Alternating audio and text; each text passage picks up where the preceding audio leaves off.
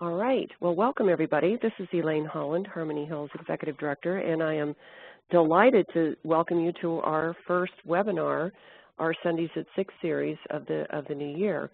This evening, Deanna Minich is going to continue her nutrition series and talk about spicing up your everyday eating, which I think we're all looking forward to. Before I hand it over to Deanna, I do want to mention a couple of things, and that is I'm inviting you to mark your calendar for August 24th. Harmony Hill is having a survivorship fair and open house, which means it's open to absolutely everybody. And this year's keynote speaker is Mark Nepo. And if you were on earlier, you may have heard me talking to Deanna about Mark. He's a fantastic poet and author, and his book of Awakening is one that we all highly recommend to anyone because it's just a little daily dose of inspiration. The other thing I did want to mention is that Harmony Hill just opened up our search for a development director. So I'll take this opportunity to just put a little ad out and say if you know anyone who has a background in development, which is basically fundraising, be sure to have them check out our website and put in an application if they're interested. And with that, Deanna, I'm going to turn it over to you for an exciting, a spicy night with Deanna. Spicy night, yeah. You know, Elaine, I've been waiting to do this for months. I remember last year we would have our different webinars, and it seemed like almost every webinar we had, I would mention how I couldn't wait to talk about spices. This is one of those aspects of nutrition that I think it's often overlooked. We don't realize the value of the spice pharmacy in our own kitchens. So we're going to have some fun today talking about spices, how to get more of them in our everyday eating, and what I decided to do, because of course there's a universe of spices, and I thought what might be useful is for us just to focus on 3 main spices in cooking and what is their role in health. So if we go deeper into those individual spices, then maybe you'll really get a sense of how to use those, and then maybe we even do a second part where we come back and we talk about some more spices. But I thought it might be good to start in that way. So I'd like to open up with a story. I think it's always nice to have a vision of what we're actually going to be talking about and how it's been put into motion. For some of you who have been part of the cancer retreats at Harmony Hill, you may have heard me talk about this man that you see on the screen. His name is Stamatis Mauritis. And Dan Buettner, who wrote the book The Blue Zones, wrote a beautiful article about Mr. Mauritis. And essentially his diagnosis of lung cancer came to him when he was 65 years old. He was living in the United States, and his physician told him that he basically had 6 months to live. So what he decided to do was, since he only had 6 months, he thought, well, I'm going to go back to my original, my homeland, and I'm going to just spend time with friends and family. And so he moved back to Icaria with his wife. So Icaria is a little island off of the coast of Turkey. And what he ended up doing was basically living a very full life. He figured he was going to die in 6 months, so he might as well eat what he wanted to, and he had lots of fresh foods. He had goat milk and fresh cheeses and dark red wine and lots of different spices, and he had a good time with his friends. He played dominoes into the night. He started a garden that he wasn't sure whether or not he would get to see the fruits of, but he put a lot of his energy into the garden. And after just a couple of months of being in Icaria, what he noticed was he was feeling more vital and alive than he had ever felt. And so this is a picture of him at age 97. So well beyond the 6 months of life that he was prescribed by his physician at the age of 65. And so, you know, you look at people like this that have longevity, and many times people think, well, how are they living and what are they eating? And this up on the screen, in fact, I'd like to thank Wendy Alfaro, who is on the line. She's the one that sent me this press release when it came out at the end of last year. And as you can see, there is a number of interesting foods here.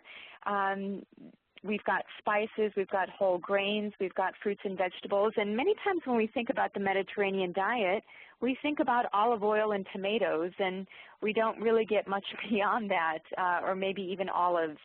But there are a lot of spices that are used in the Mediterranean diet. In fact, there's quite a heavy use of different spices. So the question here is, did Stamatis Mouraitis live into his 90s because he was doing something positive, or is it because he didn't have something negative in his diet or even in his lifestyle? And we can say that probably there's a bit of both. And so the question of how do we eat, that oftentimes translates in how do we live. So eating and living are very much intertwined. So just to show you here, here's the Mediterranean diet pyramid. Many people hear about this Mediterranean diet.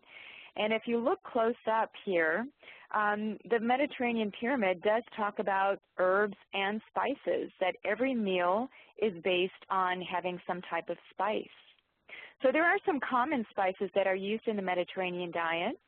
I bet some of you already have some of these in your spice cabinet already. Things like anise and basil and bay leaves and capers, cardamom, cinnamon, chervil, garlic and onion, and there are many, many more. Oregano is another great one. In fact, that's one that we can talk about in a future webinar. Lots of good data on oregano. If we look at India, India is also a country with its own unique spices, and when we think about Indian food and Indian cooking, it's rare that we can just let that go and just think about the food constituents without thinking about the spices. And so tonight we are going to talk specifically about one of the spices used in Indian cooking, namely turmeric. So we'll really give lots of attention to that. So I happened to be in Nepal some years ago, back in 2001, and Nepal is very similar to India in the way that they eat. And I remember being served a plate very similar to what you see here on the screen. So having a number of different compartments, each with their own different pungent or sweet or sour or bitter flavors. It's almost like you're seeing here an artist's palette. Lots of different colors, lots of different flavors. And so what happens when we give our taste buds a number of different tastes like this is that we end up not craving so many foods. And the science supports that, and you probably have even noticed that for yourself.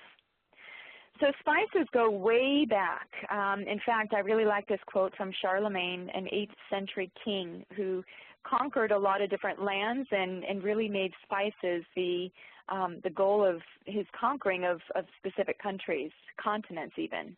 And he said, spices, the friend of physicians and the pride of cooks. So let's just define what a spice is exactly, because there are lots of different ways to think about spices. Typically, a spice is something that is dried. It comes from a plant, all the different parts of a plant, whether the root, the stem, the bark, the bud, the leaves, the flower, the fruit, or the seed. So you see here the ginger root is what you're seeing on the slide. It comes in a whole range of different colors, and unlike herbs, all spices are edible. With herbs, they tend to be usually leaves and non-dried leaves, but when the leaves are dried, they become a spice. So think of a spice as a very concentrated plant. It's been dried, it's very potent in flavor and also in its medicinal aspects. So spices do really connect to many aspects of our lives. If we think about the spices that we have in food, well, I think of our kitchens, right? I think of two different aspects of the kitchen. I think of the pantry, the spice cabinet as one pharmacy, and I think of the refrigerator as another pharmacy. In fact, if you take dietary supplements, many times you're taking one of those spices in a more potent or an extract form. So why wouldn't we just tap into our herbal pharmacy, which is right in our kitchen, right there on the spice rack, and I'm looking at this picture, you know, looking at all the processed foods, many times we can balance out a lot of the negative effects of some foods that we're eating by including spices, and I'll talk about that when we talk about rosemary. So from a culinary perspective, spices seem to really define a dish, and if you think about it, what would it be like to have an ice cream sundae or just ice cream, vanilla ice cream without that hint of vanilla, that strong, robust vanilla taste, or even making pesto without basil. The whole substance of pesto is really coming from basil. Salsa without chile, and paella without saffron. And the saffron is what makes the rice yellow. So a lot of dishes that we are familiar with are defined by the spice. So if you look in different cookbooks, and I'm going to ask you in just a second how many of you use spices. In a survey of cookbooks by food scientists, 93% of recipes contained at least one spice, and the average was 4. And 4 is a minimum.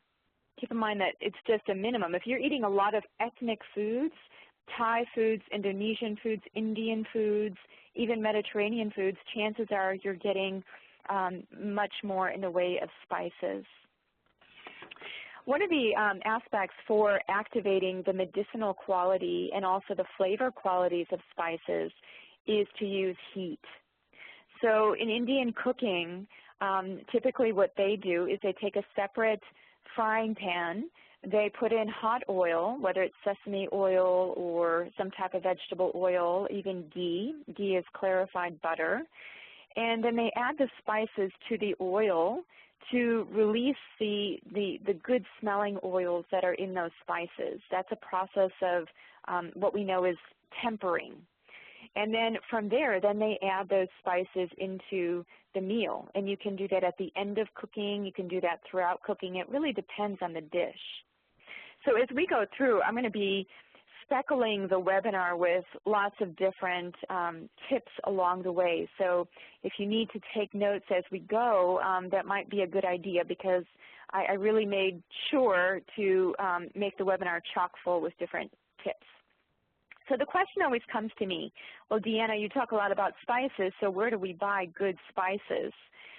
This is one of those tips, right? So many times ethnic grocery stores in your local neighborhood, or maybe in more of a metropolis where you're close to, I think, you know, I live about an hour and a half from Seattle, and when I go into the Seattle area, there are some great international stores that sell these spices in bulk. So you can typically get them less expensive. But if you don't have that opportunity, there are 2 websites that I like very much. And if you've heard me talk before at Harmony Hill or doing a webinar for Harmony Hill, we have talked before about organically grown foods. What I do recommend with spices is as much as possible to get them organic, because they are plant matter. They can be easily contaminated. And so because they're concentrated, you're also concentrating the pesticides, insecticides, and herbicides that might be present. So I think it's really important to buy organic spices. So my 2 favorite websites are frontiercoop.com, and simplyorganic.com. I like those very much. So what you want to watch for, it's not to say that all spices contain only the spice. Many times spice manufacturers put in other things to whether to dilute the spice, to make it less expensive for them. Maybe they've included things that are a carrier for the spice. So for those of you that are watching out for gluten, you might want to be reading your labels very carefully of your spices, because there can be gluten in spices. Maltodextrin is another thing that's added as a filler to spices, and maltodextrin is a starch, and it typically is derived from things like wheat and corn. And believe it or not, you'll find sugar in spices. So sometimes when you're buying cinnamon, you might be buying sugar with your cinnamon. So you have to read the labels very carefully. I did mention that spices can be the source of pesticide residues and also anything that comes along with plant matter, including heavy metals. So it's really good to, again, buy good quality sources of spices. If you're buying organic, chances are you won't be getting genetically modified organisms within your product. So there's also a question about irradiation of spices. Many times irradiation is employed in order to reduce microorganisms in a product, so the bacterial count.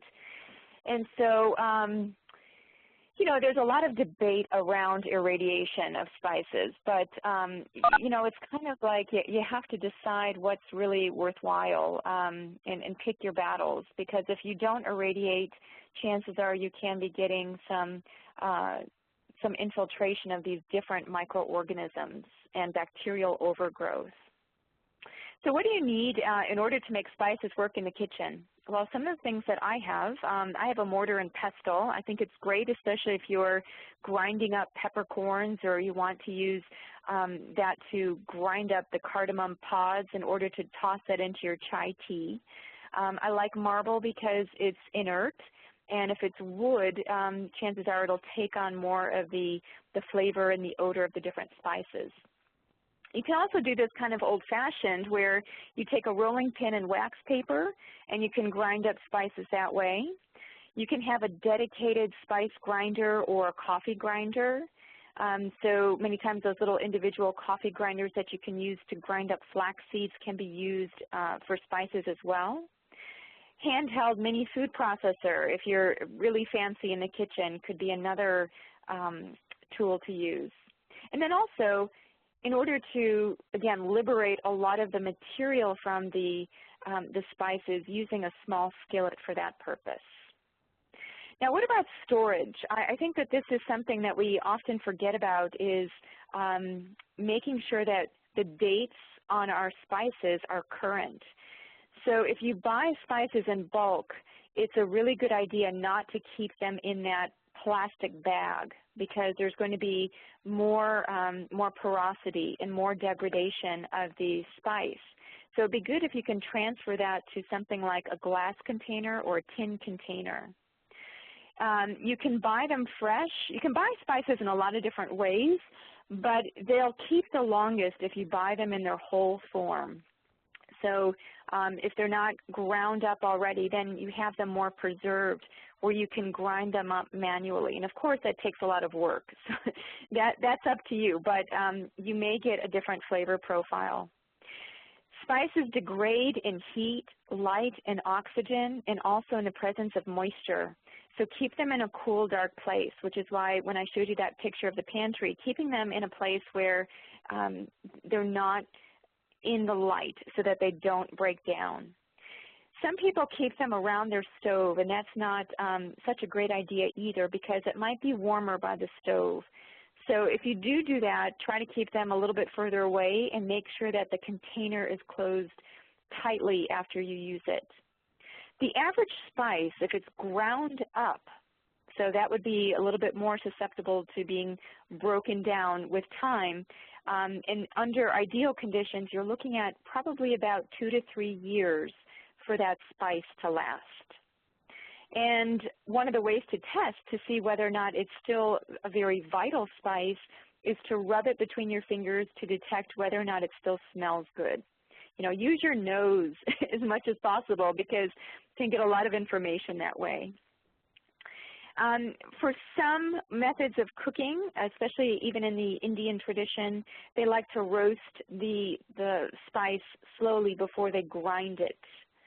So lots of different aspects there. So what I'm thinking is, before we pause here, I'd like to just see if we can try a polling question. I'd like to see, based on what you've been hearing, whether or not you're very comfortable and whether or not you already use spices in your cooking. So if you're at your computer screen, you should see a poll that comes up. And what I'd like you to do is just to click on the button which is most appropriate for you, your response, asking if you use spices in your cooking. So let's see what some of you say. It looks like we've got most people voting. So just a couple more of you. Okay, wonderful. All right, what I am seeing here, I'm going to, okay.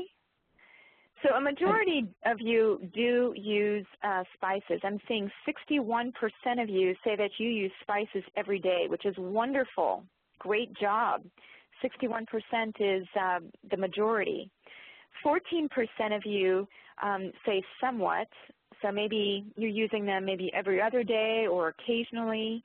And then 14% of you say not as much as you'd like to. And then there's a certain percentage of you that didn't get a chance to participate in the poll.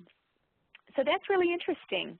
So 61%. So Elaine, is this something that you do as well? Do you use a lot of spices in your cooking?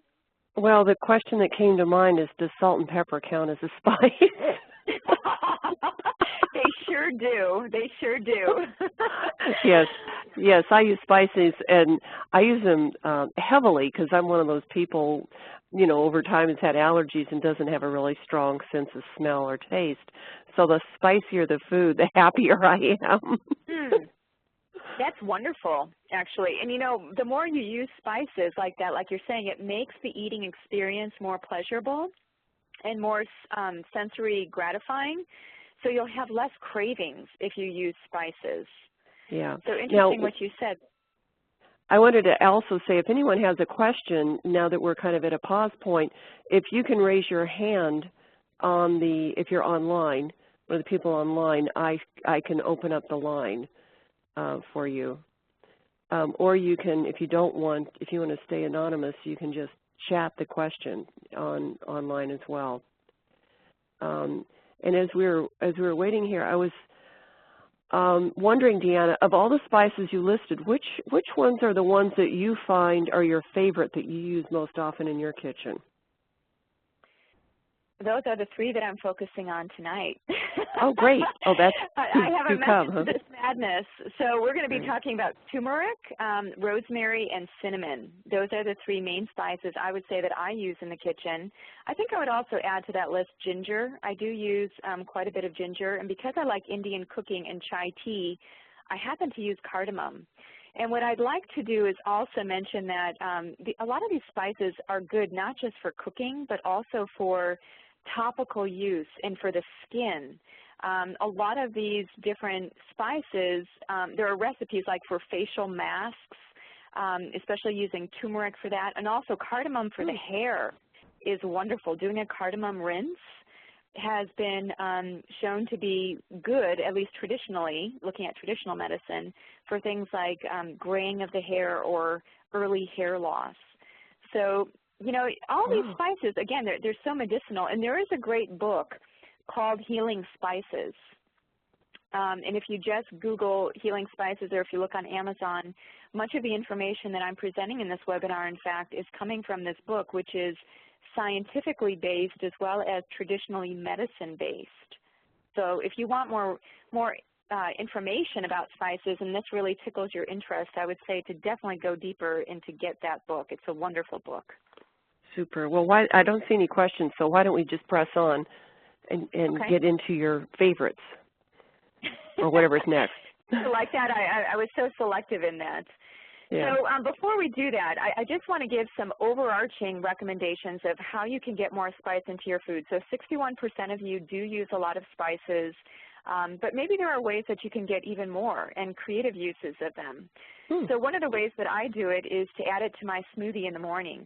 I don't do that every day, but some days what I'll do is I'll have a coconut milk smoothie with blueberries, with cinnamon, and with some kind of protein powder. And it's nice because it adds that additional hint of flavor and also the aroma. What you can also do is you can make tea, like chai tea first. I keep using chai tea probably because I like it, but you can make green tea, all different types of tea, passion tea, chamomile tea. And when you're making your smoothie, if you prefer not to use water or some type of milk or milk alternative, using tea can also be a nice way to incorporate that. Also things like salad dressings, of course, are great conduits for spices. So finely chopping garlic and basil and adding that to olive oil, or even dry garlic. You know, if you don't have the patience to chop garlic and get your hands all stinky, many times I'm just not willing to do that. So I'll grab the dry powdered garlic. Of course, you get different health benefits from the different forms.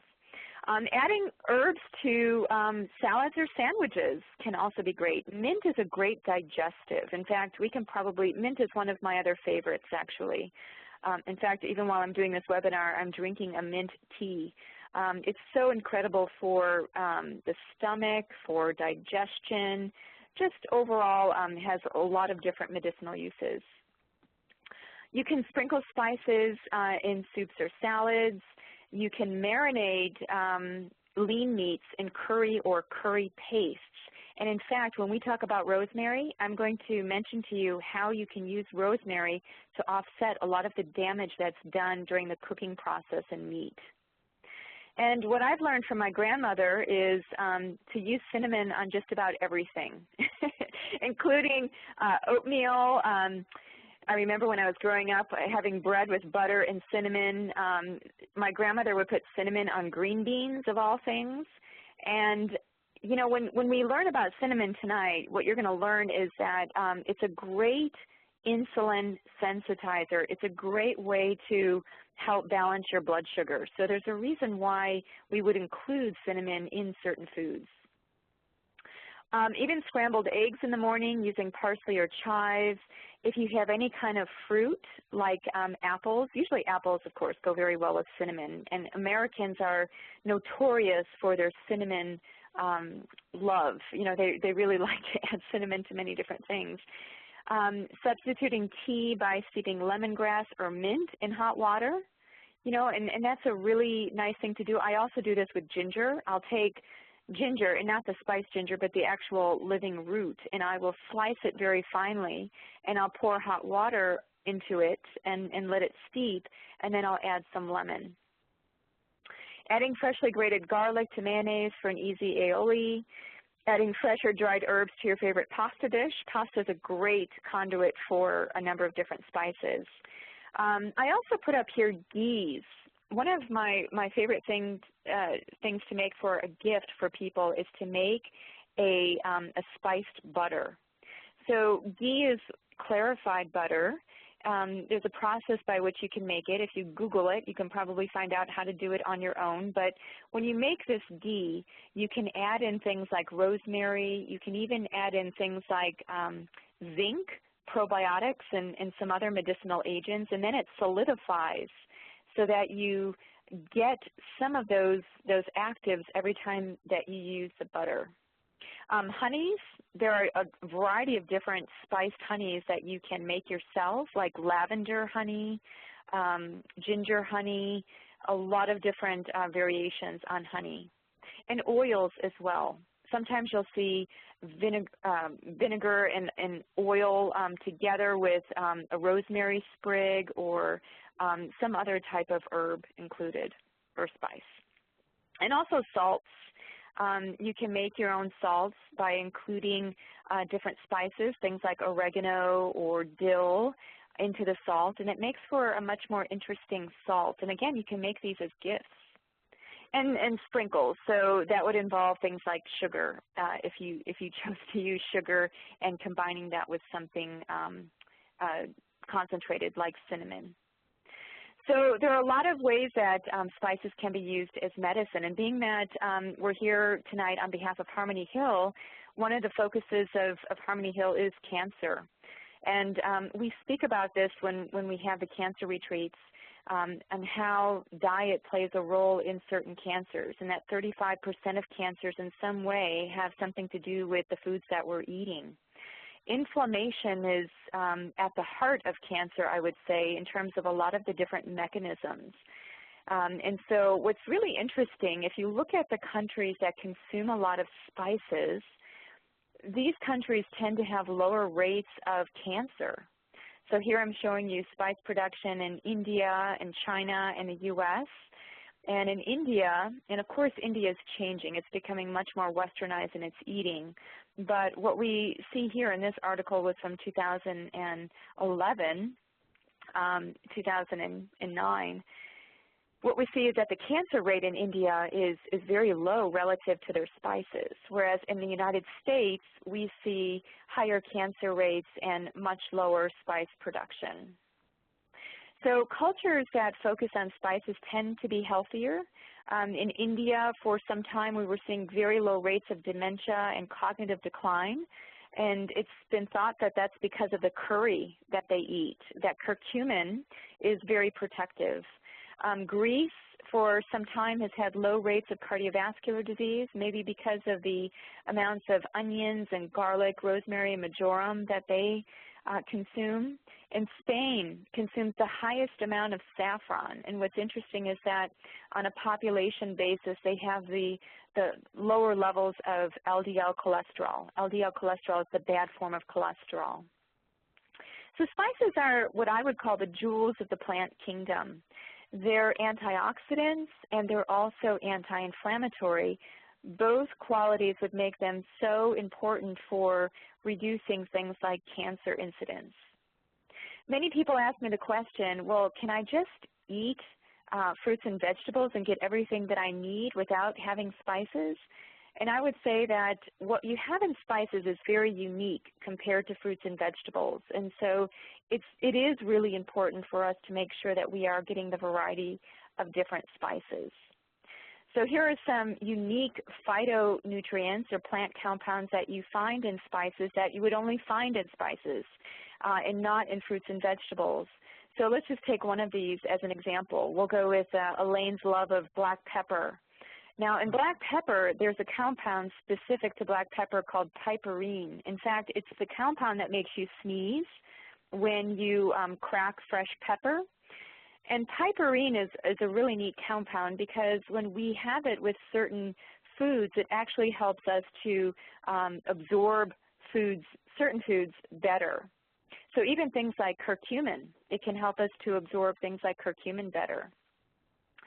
So these are the top 3 spices that I'm thinking you probably already have in your kitchen, and they are some of my favorites as well. So let's dive into these. Before I get going with turmeric, what I'd first like to ask before we go into it a little bit is how many of you use turmeric? So let's see if we can do a poll. I'd like to see how many of you are already using it as a spice. So let's see what you say. I've already launched the poll. I see some votes are coming in. So let's see here. We're getting the numbers tallied. So do you use turmeric as a spice? Yes, somewhat, or no? So a couple more seconds here. Most of you have voted, just a couple more.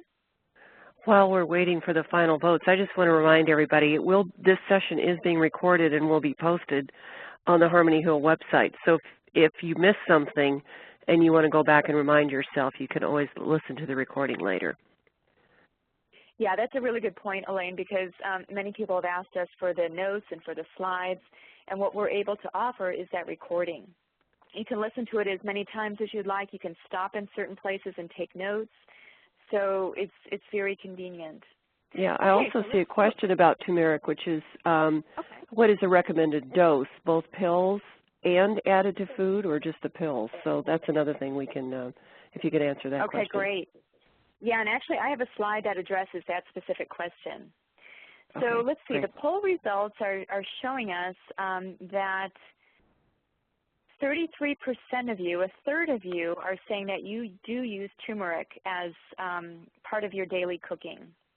23% of you say somewhat, that there's some use of turmeric, probably not as much as you'd like, and 20% of you, 1 in 5 of you, say no, that turmeric is not a part of your cooking. So, gosh, I'm curious if I can persuade you. I think you might like this one once you hear about what it can do for you. So it's referred to as Indian gold. The active ingredient is curcumin. So many times when you look at the supplemental form of turmeric, it is standardized to curcuminoids. So that's where that comes in. It's been used for so many different things, and I would say primarily for conditions that involve inflammation. So anything that is itis, osteoarthritis, rheumatoid arthritis, dermatitis, a lot of different forms of inflammation in the body. It's been used across the board for so many different things traditionally and also in standard medical practices. So we'll talk about those. And I would say that probably the best evidence really comes from studies on osteoarthritis. It can even be used on the skin, and it has been used for inflammatory skin conditions, so making kind of a paste with turmeric. In food and in manufacturing, they use the essential oil of turmeric. In fact, what makes your mustard yellow is turmeric. So it's used throughout different foods. In fact, I don't know of any herb or spice in this case, that has so many healing actions. If you look at the whole array of different things that it can do, it can be everything from digestive problems to speeding wound healing, preventing infection. It's a great pain reliever. It can help to improve blood flow. So many wonderful aspects of turmeric, which is why I definitely wanted to cover it. When it comes to cancer, there are more than 1,000 different research studies, and these are cell studies, animal studies, human studies that are looking at the benefits of turmeric. It's been shown to inhibit the activation of genes that trigger cancer. It helps to inhibit the spread of tumor cells. It inhibits the transformation of a normal cell into a cancer cell. It kills cells that mutate into cancer, shrinks tumor cells, prevents tumors from spreading to other organs. So I think it's pretty convincing what we know about its role in helping to prevent cancer growth and also prevent cancer in general. It can also enhance the cancer-destroying effects of chemotherapy and radiation. So you can see why I'm talking about it tonight as one of the #1 spices to make sure that we have in our spice cabinet. So to address the question that came up as to how much do you need, well, if we look at what they get in India, the average person ingests about a teaspoon of turmeric per day. And that's not all at once. You don't want to just down a whole big teaspoon of turmeric just in one shot. You want to be sure that it's spread throughout the day over the course of 3 meals, because that's how they typically consume that in India. So also, there could be some additional benefits of supplementation. I guess the question that came up was also about supplemental uses of turmeric. So, you know, and that might depend on whether or not you have inflammation or inflammatory types of conditions. There is quite a high level of safety of turmeric. So no serious side effects or toxicity has been reported from taking up to 16 grams of curcumin a day. And that's a lot of turmeric. That doesn't mean that you should be consuming that. There can be some drug-nutrient interactions, and I'm going to just show you those briefly. If you do take a turmeric or curcumin supplement, it's best taken on an empty stomach about an hour before you eat. And for many spices and herbs that you're taking from a supplemental perspective, that's often the guidance that's given, is to take it away from food. And turmeric, what's really interesting here, it's not well absorbed in the gastrointestinal tract. And maybe it doesn't need to be. There's some speculation and debate that maybe it's working through the gut. So you don't really need to have it absorbed. But if you do want more absorption, you can take things like grapefruit juice, pineapple juice, black pepper because of the piperine, oil, or even dairy can help lead to better absorption of turmeric. So as I was mentioning, turmeric is throughout our food supply. Sometimes it's used to color butter and margarine. You'll find it often in pickles and in popcorn. If you eat at a Middle Eastern restaurant, many times you'll find that the dishes there will also contain turmeric. In Japanese food, sometimes you'll find it in personal care products, also in noodles and vinegars.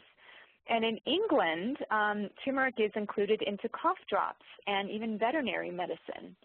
So you just never know where you're going to find turmeric.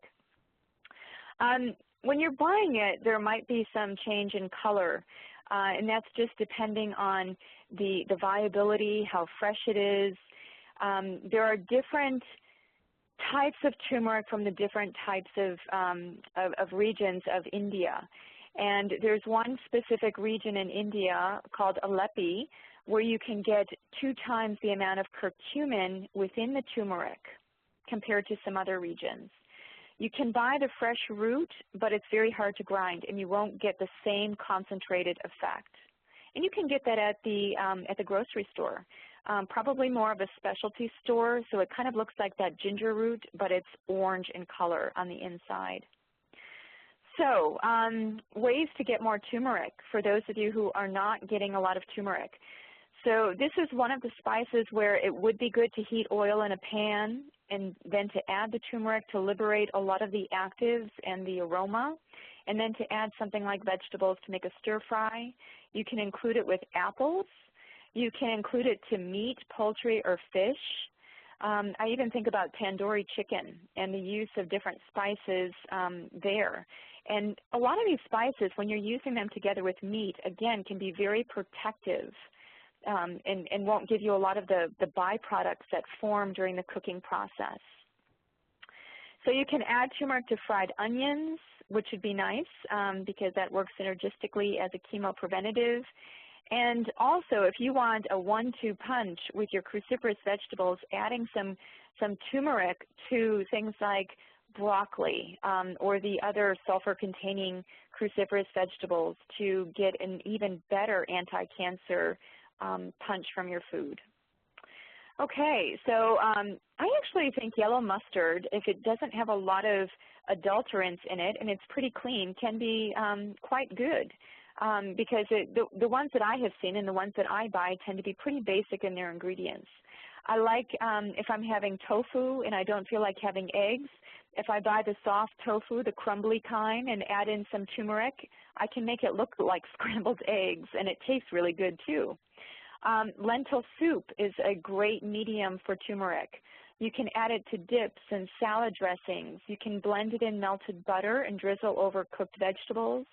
You can heat it in oil before adding it to basmati rice, adding it to chili, adding it to stews, and I like to put it into coconut milk. One of my favorite dishes is a fish curry using turmeric together with the coconut milk.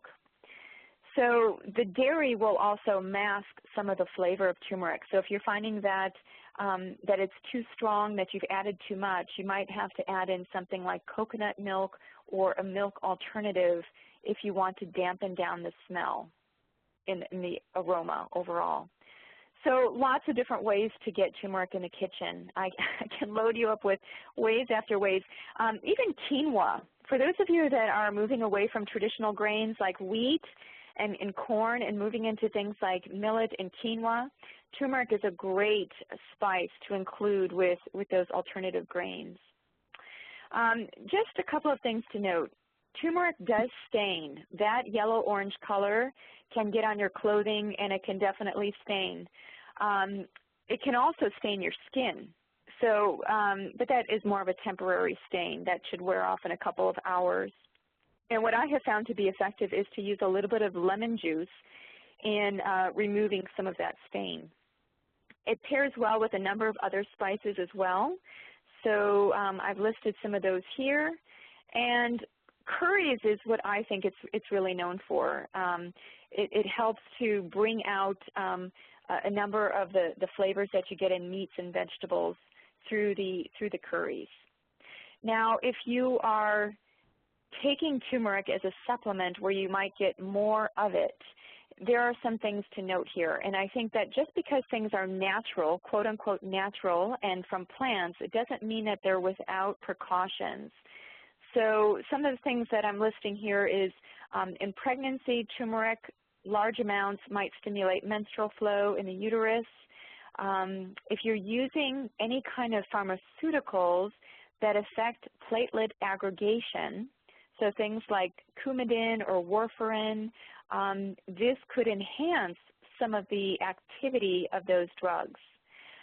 It can also cause potentially gallbladder contractions. So of course I'm listing a lot of things that are you know, things that we take in. There are lots of different drug-nutrient interactions and some things that we don't even realize. And because turmeric is so potent in its activity and can be also an anti-diabetic agent, it may also potentiate the effects of drugs that you're taking to lower your blood sugar. So please be aware of that. And if you are taking dietary supplements of turmeric, you want to check with your physician to be sure that the other medications you're taking with it are okay. Many times when we think of curry, we think of turmeric, but they're not the same thing. In fact, turmeric is part of curry. Curry is really a combination of different spices. So I mentioned the fish coconut curry that I like very much. If you're vegetarian or vegan, making a potato cauliflower curry, sometimes I'll put in garbanzo beans with that. And also I mentioned the stir-fry tofu scramble. So why don't I just pause here for a second before we move on to rosemary, see if there are any questions about turmeric, the king of the spices. Well, you know, when you did the poll and about 35 of us said yes, we're using it, I would, or you know, more were somewhat and no. I was in the somewhat and no category, and I'm totally sold, Deanna. So thank you for this turmeric section. I don't see any questions coming from anyone on turmeric, and although there was a comment from someone that that reminded me that salt is a mineral and not a spice, that spices are organic. So I did want to make that comment. That's true. So, well, that's true. Yeah. That's a really good point. I guess because, you know, sometimes it's, you know, we think of it as dried. I like to think of it that way too, but yes. I bet that was Wendy that let you know, because she's very knowledgeable. No, so, it wasn't. It wasn't Wendy. Okay, all right. We have another expert out there. People on the line. Right. Okay, so let's go ahead, because it looks like we have about 15 minutes left. So. Okay, great. Thanks, Vered. Okay, so let's go into rosemary. And let me just ask another polling question. I'd like to know how many of you use rosemary in your cooking. Now, this might be a more common one. So let's see what you all say. I'll give you a couple of seconds to see. I like these polling questions. WebEx, the system that we use, just upgraded and allowed us to do this polling. So this is a lot of fun. Yeah, isn't it? I like it too. Because you can really see where people are at. Mm-hmm. And, you know, where we can improve. And so let's see. Most of you, 6 more people look like if we can get your votes in, we'll have everybody. Now, this is interesting. 61% of you use spices. Only about 30% of you use turmeric, and 30, it just came in now, 39% of you use rosemary. So many of you are using rosemary more than turmeric. 10% of you say not really, and for turmeric, I believe it was 20%. So that is very interesting. So there's more of an affinity perhaps here for rosemary, or maybe just it's easier to use in some of the foods that we have. So there's a lot of history here with each of these different spices, and we don't really have the time to go through the history, but gosh, again, if you buy that book, Healing Spices, you'll learn about the traditional uses and even the names. In fact, the name rosemary came from the Christian tradition and referred to the robe of Mary. It's used also at weddings as a sign of, now Vered's, she's making a comment here.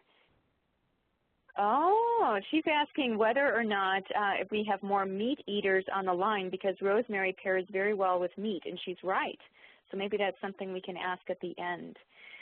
So rosemary is very popular in the Mediterranean. It thrives especially in the sun and in dry climates. If you go to the desert areas, it loves to grow in those areas. It's used very extensively in certain parts of Europe where you have things like rosemary bread, pizza topping, or even a basting mixture for meat. And as I mentioned before, having olive oil with a sprig of rosemary. And as Vered was saying, yes, meats are commonly seasoned with rosemary, things like lamb. So if we look medicinally, there are lots of different uses of rosemary. Very similar to turmeric in some ways. We see things like dyspepsia, a lot of digestive issues. And as you'll see here, for women that are pregnant, not a good idea to use in high amounts because it can have some stimulating effects on the uterus, really creating that kind of muscular contraction.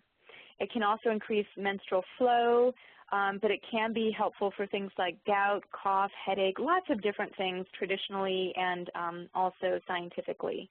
Now here's an interesting one. I like all these personal care uses. This is where we use things like a rosemary rinse for the hair to prevent baldness. And in fact, if you look at a lot of the oils that are out there for hair and hair products, they put rosemary in them.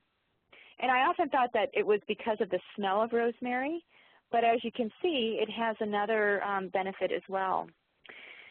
So rosemary oil, it's quite ubiquitous. It's very pungent, and you can buy it. If it's dried, it's more the spice. And newer rosemary, if you cut it from your garden, it can keep for about a week if you put it into clean, fresh water.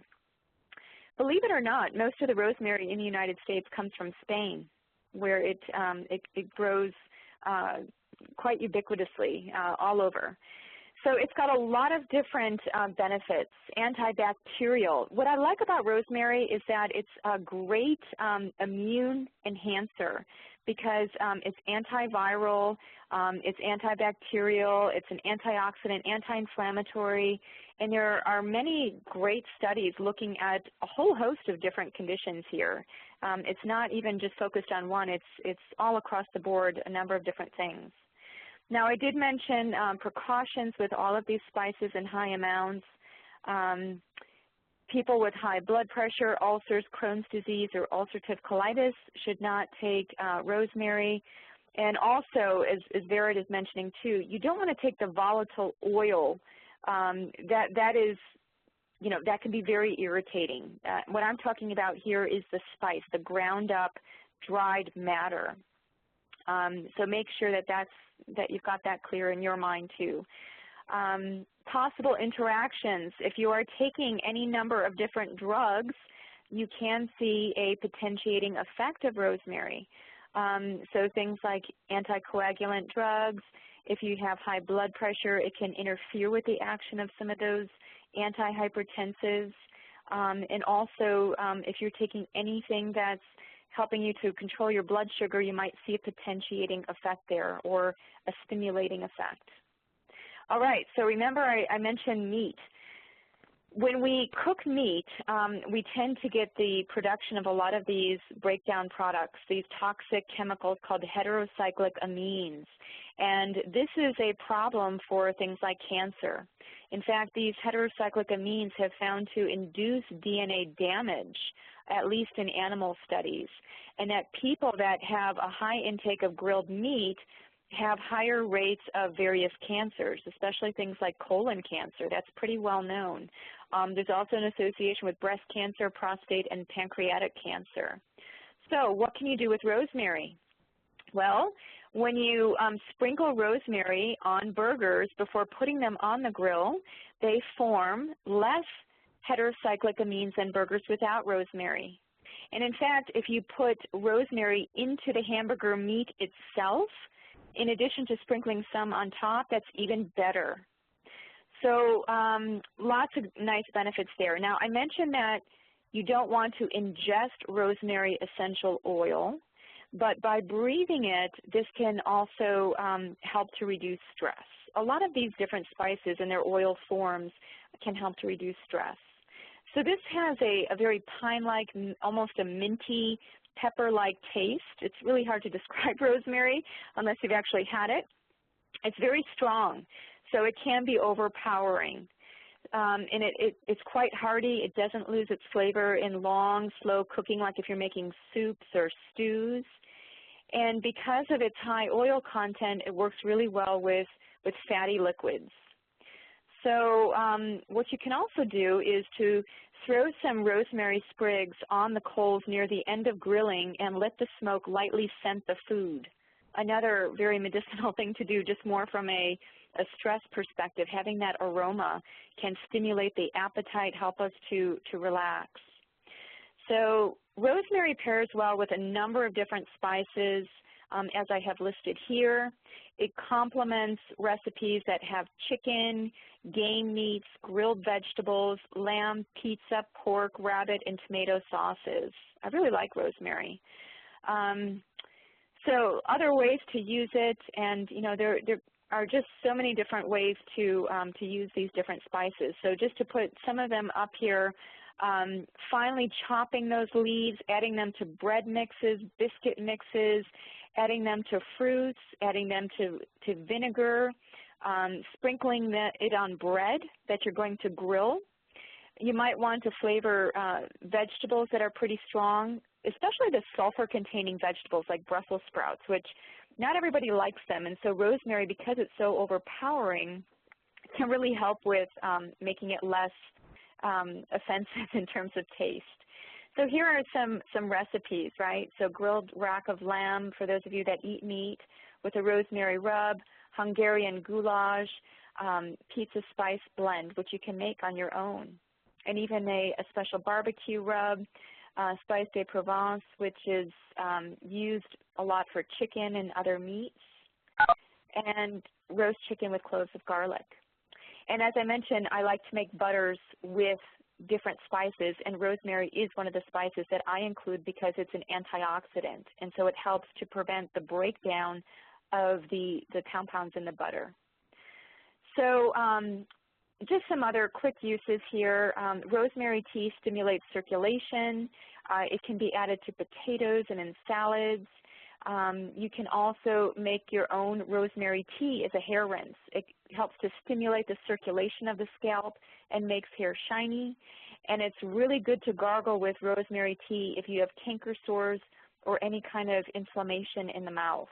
So I know I'm going beyond food and into different things here, but even a foot soak, because it's antiviral, if you have any kind of foot fungus or other issues with feet or just want kind of a relaxing bath for your feet, rosemary is definitely the herb.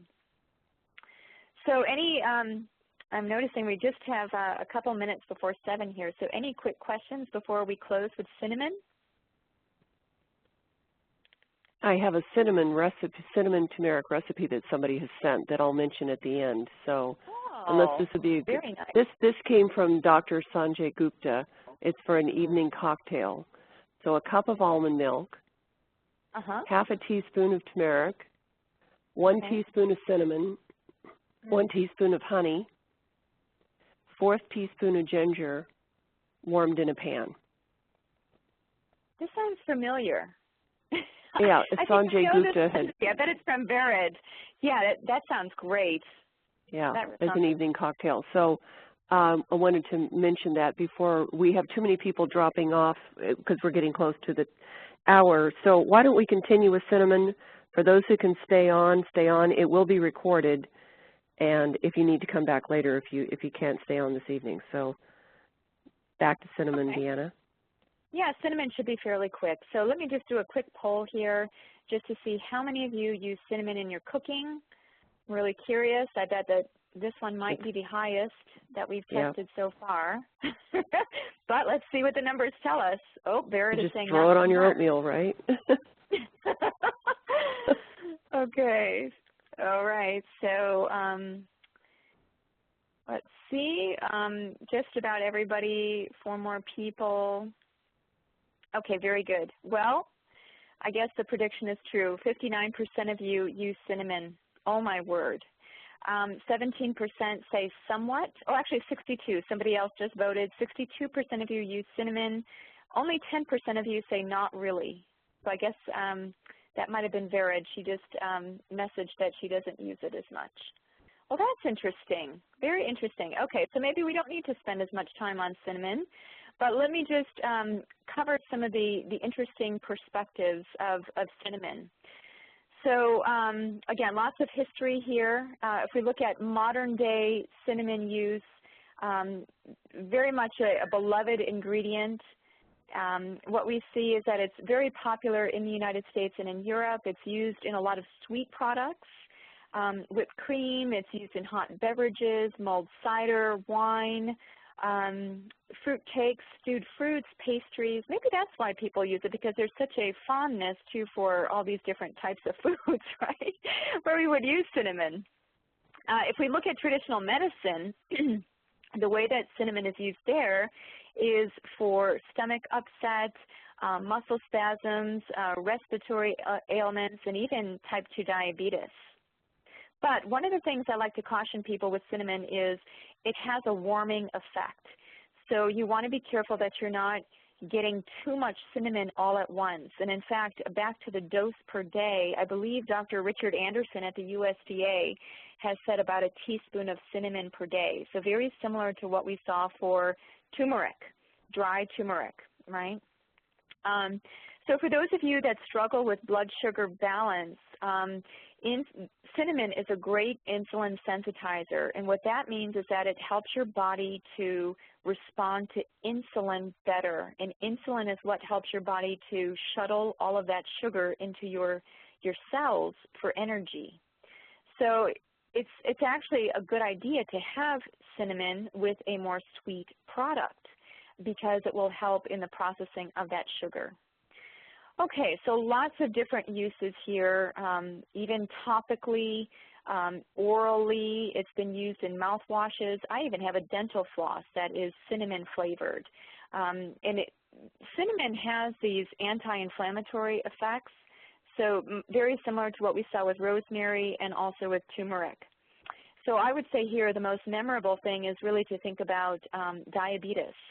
And with diabetes, we see lots of inflammation, and also there is a connection between diabetes and cancer, what we see in the research. So insulin resistance is something that is not so good for cancer cells. So long-term blood sugar control, again, getting about 1 teaspoon a day is good, but you don't even need that much. Just having about 1/4 of a teaspoon per day can be very effective. So there have been a variety of different studies looking at having rice pudding with and without cinnamon, and essentially finding that it was better when you had cinnamon with your rice pudding. So lots of different uses there. And there are different types of cinnamon. I see Vered had just asked a question about cassia or Ceylon, and I would say there are different effects of the different types of cinnamons.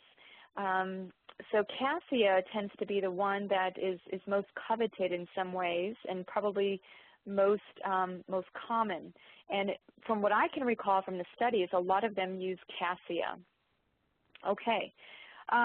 So lots of different great effects here, very similar to the other 2 spices. What about precautions? Well, making sure that you don't get too high levels. This can overload the liver a little bit too much. And if you are taking anti-diabetic agents like metformin or other types of hypoglycemic drugs, you want to be careful because cinnamon can definitely potentiate the effect of those drugs. Some people are sensitive to cinnamon on the skin. They might get a rash, so that's something to look for as well. Okay, so I mentioned the interaction. So how do you buy it? Well, the best quality is the quills that are tightly rolled, because what you do is you grind up those quills and use them fresh. And once you grind up the cinnamon, it loses its fragrance from the oil, so it's best to buy those whole quills and grind them yourself with a spice grinder if you can. The quills keep for a long time, for about 3 years, and they have a longer shelf life than ground cinnamon. Ground cinnamon will fade in flavor after just a few months. Okay, what are some ways to get more cinnamon? Well, you can even use, I'm curious how many of you have used cinnamon in things like stews or meats or in soups. Making spiced wine, we think of this especially during the fall season when we have mulled cider, spiced tea, spiced wine, a lot of different pastries and other types of dessert dishes, and even putting cinnamon into rice pilaf. So lots of other ways, and again, I think of my grandmother using it on green beans, so maybe there are some more exploratory ways that you haven't tried. So cinnamon ginger tea for colds, and also cinnamon tea is a great mouthwash for gum inflammation. And if you can tolerate rosemary and cinnamon together, that's a great one. So cinnamon pairs well with a number of other spices. In fact, I even like this, it's off topic here, but a gift idea is to take these cinnamon quills, wrap them around a candle, and then with the presence of the heat, you get the nice cinnamon smell. Mm. Cinnamon complements a number of different recipes, as I've been speaking to, everything from desserts to meats. And so what are some main recipes? So things like apple pie spice, spiced mixed nuts, mulling spice, spicy vanilla rice pudding, and many times if I'm making rice pudding, I use coconut milk, and I use cardamom with it too. It's also one of the spices in garam masala, which is a spice that's used in Indian cooking. Banana cinnamon French toast, cinnamon roasted almonds, yum, cinnamon quinoa warm cereal. So I'll close with a picture of that cinnamon quinoa warm cereal with some nuts and some berries. And so I'll stop right there and really open to any kind of takeaways that you have. And in fact, before we do that, let me just ask one final polling question now that we've gone through this and all of you have stuck with us this long. So I'd like to know, based on what you've learned tonight, do you think that you're going to use spices more in your cooking? So I'm keeping in mind the fact that 61% of you already use a lot of spices every day. So I want to see if we can increase that number, if there's anything that you've learned here tonight that has really stimulated your interest in spices. Okay, it looks like we've got about 6 more people. Okay, 5 more. We're getting all the tallies in. This is looking very promising, Elaine. I was going to say. Looks like we're okay. I think we can't count those who aren't answering, that they may not be online any longer. So I would count that as 100%, Deanna. I'm seeing 90% of you say that you're going to be using spices much more, which is great, because that's we've increased it from 60 to 90. So that's really the goal. We want to give you the tools of what you can do to incorporate these very medicinal agents. Now, I do have a question that's come in, and it's back on the rosemary and grilling and offsetting the harmful effects of grilling. So someone wrote in and say they grill kebabs using rosemary sprigs as skewers. I put the meat and vegetables on, then marinate overnight before grilling.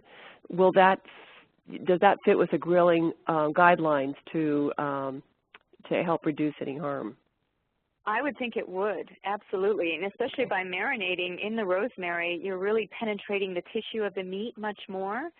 So that's even better. That's why I was mentioning even in the hamburger meat, if you're preparing it, to make sure that it's part of that mixture, that's much better, because then you're getting it internally rather than just on the surface. So I really like that idea, and in fact, that's a nice idea for all of us to consider, is to marinate our meats, if we're eating meat, in some type of rosemary-containing substance. Really nice idea.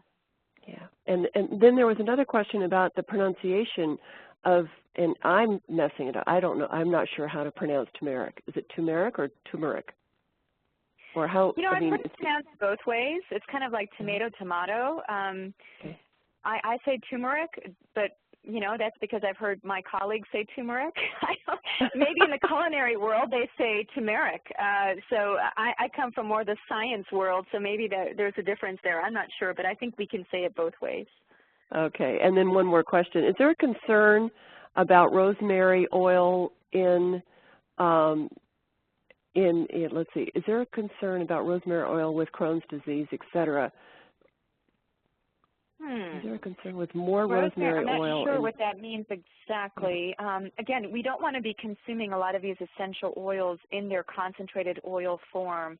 Any kind of inflammatory bowel type condition, I could definitely see could be exacerbated by taking in a lot of these very stimulating oils. I wouldn't do that per se. That doesn't sound like a very good thing to do. Yeah. Can turmeric? But, the whole food form should be okay because you're not getting as much oil. Okay. Sorry, go ahead. You had another question. Yeah, and back on the pronunciation, apparently there's an R in turmeric that turmeric. Anyway, can it be used to reduce the swelling due to bruising? So I wonder if they're asking if it's like a topical application, putting like a poultice on.